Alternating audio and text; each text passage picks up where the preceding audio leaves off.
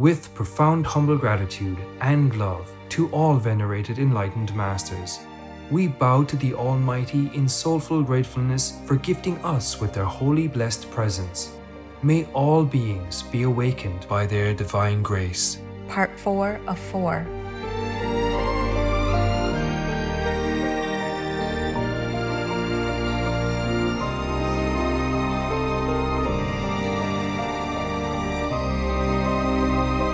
Etc. Be vegan, make peace, do good deeds, heaven Godspeed. Our programs offer many languages. Please visit suprememastertv.com/schedule. Nos programas offrent plusieurs langues. Veuillez visiter suprememastertv.com/schedule. Nuestros programas ofrecen varios idiomas. Visiten suprememastertv.com/schedule. Unsere Sendungen bieten viele Sprachen. Gehen Sie auf suprememastertv.com/schedule. A soul which thirsts after a reunion with its spirit, which alone confers upon it immortality, must purify itself through cyclic transmigrations onward toward the only land of bliss and eternal rest. Please continue watching to hear more about the wisdom of Theosophy.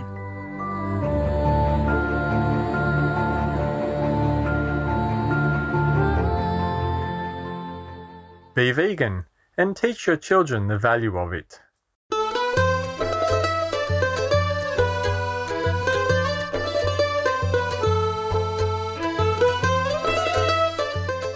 Live Nilūdzam, virtuous viewers.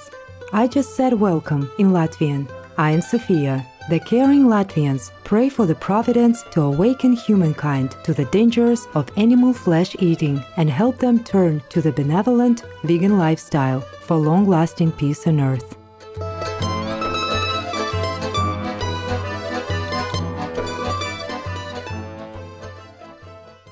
Welcome to The Spiritual Man and Nirvana, selections from Theosophy's sacred teachings in The Key to Theosophy, Part 2 of 2, on Words of Wisdom.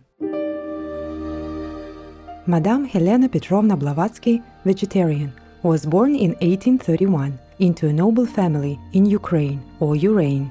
As a child, young Helena displayed a gift for clairvoyance, as well as an interest in metaphysical phenomena. Years later, she traveled throughout Europe, the Middle East, and India, studying with various teachers and Sufi saints. Following the guidance of an Indian yogi named Mahatma Maurya, vegetarian, Madame Blavatsky co-founded the Theosophical Society. Theosophy, meaning divine wisdom, refers to knowledge that comes through spiritual experience rather than intellectual understanding alone.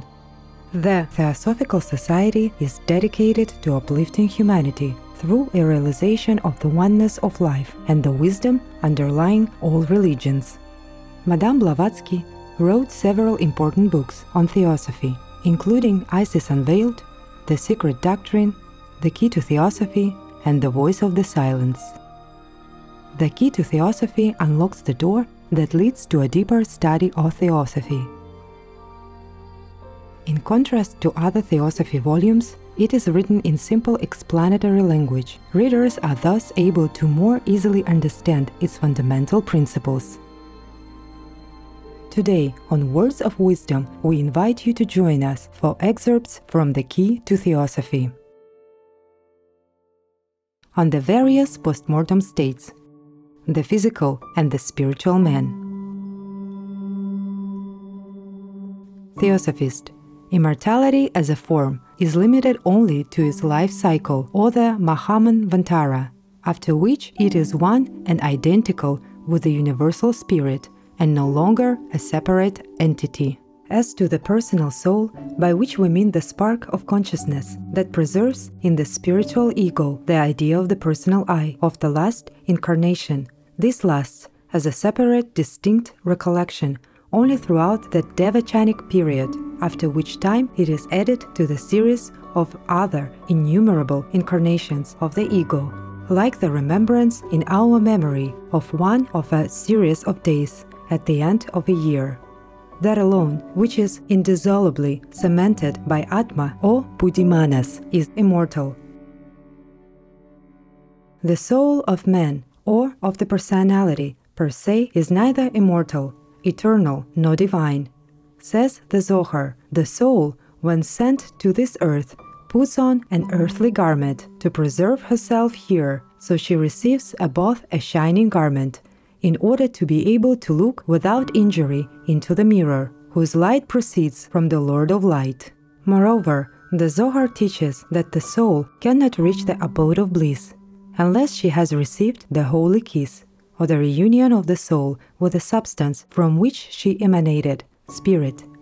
All souls are dual. While imprisoned in body, man is a trinity, unless his pollution is such as to have caused his divorce from the spirit. Woe to the soul which prefers to her divine husband or spirit the earthly wedlock with her terrestrial body, records a text of the Book of the Keys, a hermetic work. Woe, indeed, for nothing will remain of that personality to be recorded on the imperishable tablets of the ego's memory. Inquirer, how can that which, if not breathed by God into man, yet is on your own confession of an identical substance with the divine, fail to be immortal? Theosophist, immortality is but one's unbroken consciousness, and the personal consciousness can hardly last longer than the personality itself.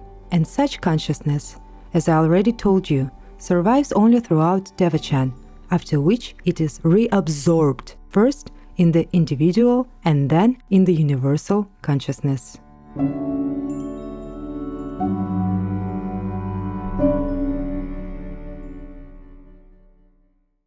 On Nirvana.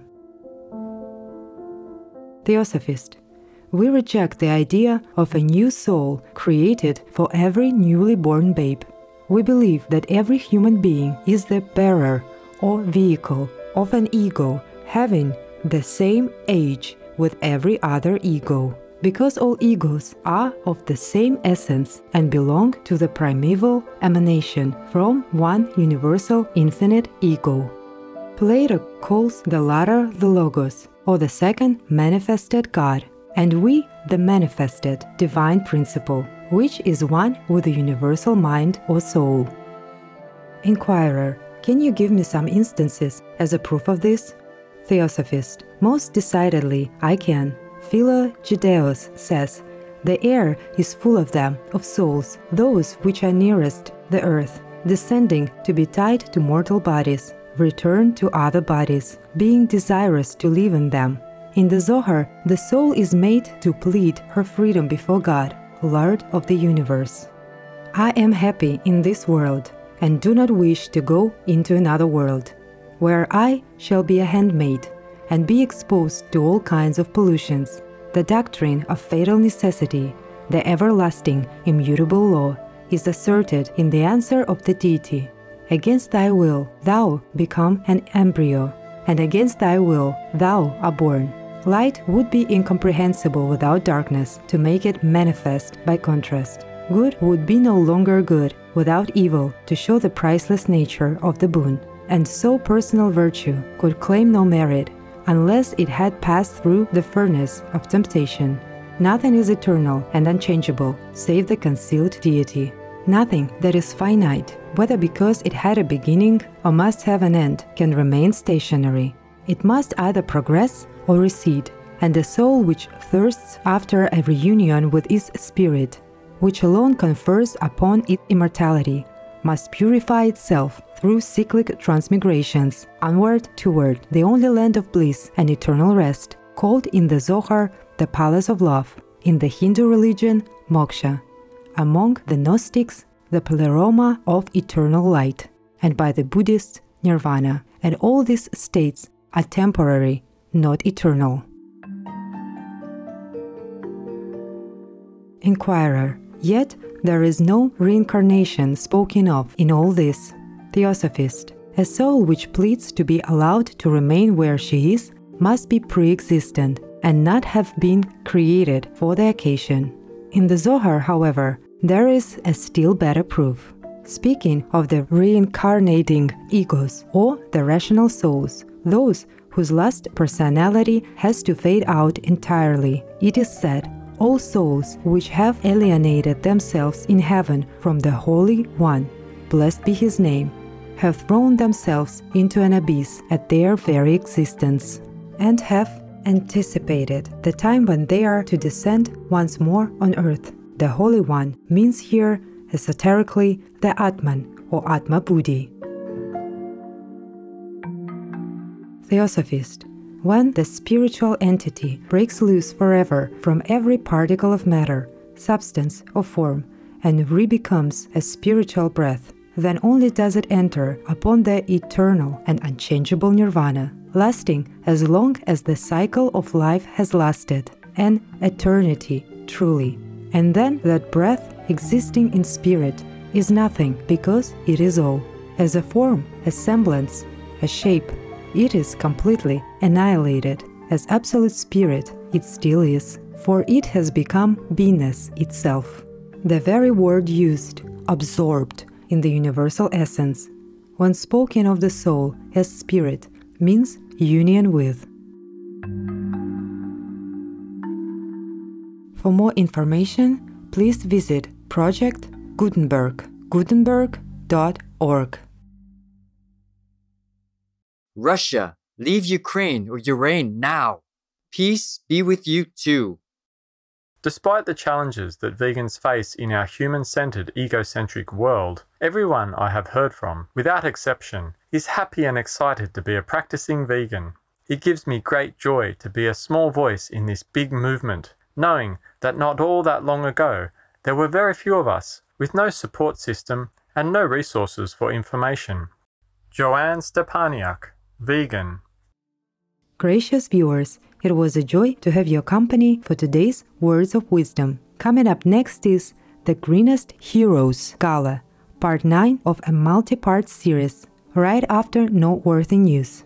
May divine light shine on our path through happy and troubled times.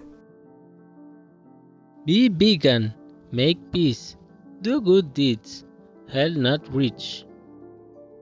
Our programs offer many languages. Please visit suprememastertv.com/schedule and suprememastertv.com/WOW.